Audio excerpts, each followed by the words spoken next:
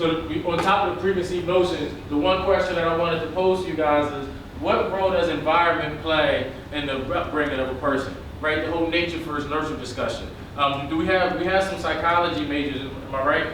So the nature versus nurture discussion. Because believe it or not, I recently learned that by the 3rd grade, if you're not on reading level, they're building another jail cell for you. And what happens is once they get enough people who aren't on the reading level, they build enough jail cells, all of a sudden you look around and you have 300 cells, guess what? You have a new jail being built. And just imagine my 3rd grade. So the question I have for you guys is, what role does the school to prison pipeline play in a person ending up on the wrong side of the judicial system? Because as we start looking at these stats, as we start looking at these numbers, we start realizing that the truth is, depending on where you grow up at, depending on the situation you have, will dictate whether you're going to be ending up in prison or not. And then we look around, and we always have these one-offs, or these people that actually made it out, these people that are actually successful, and we never know what barriers they have to go through.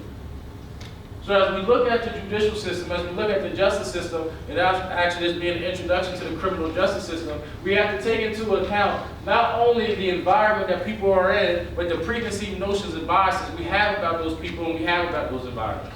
Because as you start realizing that some people don't have an advantage in life, and that some people are being pushed to prison because they can't read by the time they get to the 3rd grade, all of a sudden you start realizing what else don't they have access to.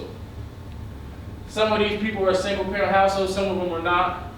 Some of them are multiple income households, some of them are not.